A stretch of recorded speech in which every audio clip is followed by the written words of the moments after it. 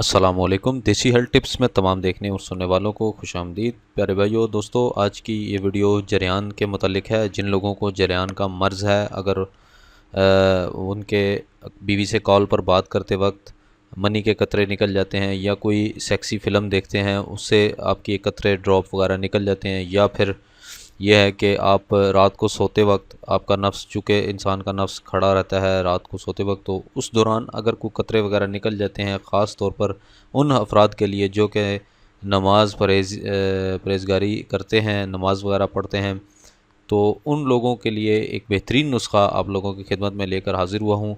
ये बहुत ज़बरदस्त एक आसान तरीन और घरेलू टोटका है। आपको पता है कि मेरे चैनल पर आपको इस तरह के देसी और घरेलू टोटके मिलेंगे, बाकी कहीं पर भी आपको इतने आसान देसी और घरेलू टोटके नहीं मिलेंगे।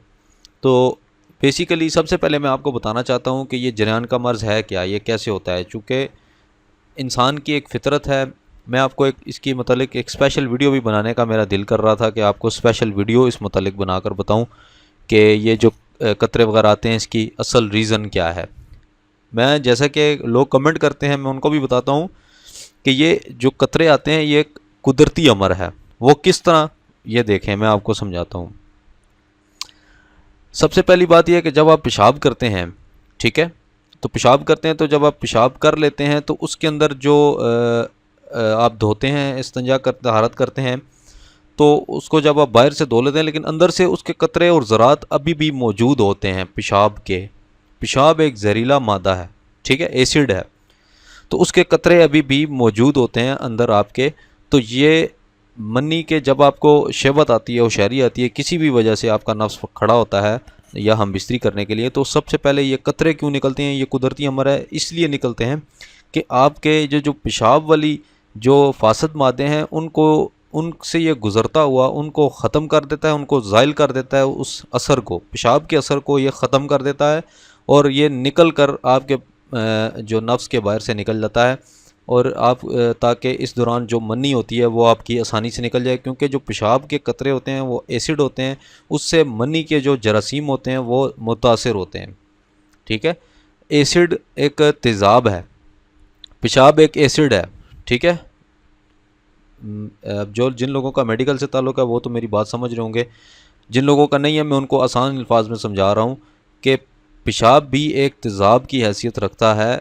ये जब भी इस मनी के इसके साथ लगेगा तो मनी के जरासीम को मार देगा, इसलिए ये कच्ची मनी, जो कच्चा पानी होता है, ये निकल जाता है, उस पेशाब के असर को ख़त्म कर देता है, ताकि मनी जो आने वाली है वो उसको, उसके जरासीम मुतासिर ना हों। इसका मकसद ये है बेसिकली। ये आज तक किसी हकीम ने आपको नहीं समझाया होगा, किसी भी आप वीडियो में देखा होगा, बहुत सारे हकीम आजकल बैठे हुए हैं, किसी ने आपको ये नहीं बताया होगा कि ये इसकी रीज़न क्या है, ये जो कतरे आते हैं इसकी रीज़न क्या है, जो कि आज मैंने आपको बता दी है, ठीक है। तो ये इसकी बेसिक रीज़न है, इसको बुरा मत समझें। जिन लोगों को ज़्यादा आते हैं उन लोगों के लिए मैं इलाज लेकर हाजिर हुआ हूँ, लेकिन जिन लोगों को कॉल पर बात करते वक्त या फिर हम बिस्तरी के दौरान अगर ये सेक्सी फ़िल्म देखते हुए कतरे निकल जाते हैं, तो ये उसकी वजह यही है। जिन लोगों को बेवजह निकलते हैं कतरे, मिसाल के तौर पर उनको शहबत भी नहीं आई, या वो हम बिस्तरी करना भी नहीं चाहते, वो फ़िल्म भी नहीं देखते, बीवी से कॉल पर बात भी नहीं करते, तो फिर भी अगर ड्रॉप निकल जाते हैं, तो उन लोगों के लिए आज मैं एक ज़बरदस्त नुस्खा लेकर हाजिर हुआ हूँ। वो वाकई ही में जो असल के जरियान के मरीज़ हैं वो हैं असल में, ठीक है। तो उनके लिए नुस्खा मैं आपको पेश करता हूँ कि सबसे पहले आप बोड़ का दरख्त लें, देखें कहीं पर मौजूद है बोड़ का दरख्त, उसकी जो दाढ़ी होती है, आप देखिएगा कहीं पर भी बोड़ का दरख्त है तो उसके जो अंदर ना इस तरह की पत्तों के साथ लंबी लंबी ना इस तरह एक तार टाइप, रस्सी टाइप जो है वो चीज़ें लटक रही होंगी, नीचे आ रही होंगी, उसको बोड़ के दरख्त की दाढ़ी कहते हैं। वो दाढ़ी आपने उसको तोड़ लेना है, उसकी जितनी भी आप तोड़ सकते हैं तोड़ लें, और उसको जो है वो साए में आपने खुश्क करना है, धूप में खुश्क नहीं करना, उसको साए में रख दें। जितने दिन भी आप रखेंगे, जितनी ज़्यादा खुश्क होगी अच्छी होगी, उतना ज़बरदस्त सफ़ूफ़ आप बन जाएगा। वो साए में जब खुश्क हो जाएगी उसको आपने पीस लेना है, और जितनी आप लेंगे, मिसाल के तौर पर आपने 1 तोला लिया है, ठीक है, 1 तोला आपने वो लिया है दड़ी, वो उसका सफ़ूफ़ बन गया है, उसको आपने पीस लिया, उसका बारीक पाउडर बन गया है। उसके बाद आपने चीनी हम वज़न डालनी है, यानी जितनी आपने 1 तोला वो सफ़ूफ़ लिया है उसकी बोर्ड की दाढ़ी का, और उतनी ही 1 तोला आपने चीनी उसके अंदर बारीक पीस कर पाउडर बनाकर चीनी डाल लेनी है। और रोज़ाना 2 से 3 माशा, ये तकरीबन हाफ़ टेबल स्पून बनती है, ये 2 से 3 माशा आपने रोज़ाना दूध के साथ खानी है, जो कि जरियान के मर्ज़ को बिल्कुल ख़त्म कर देगी।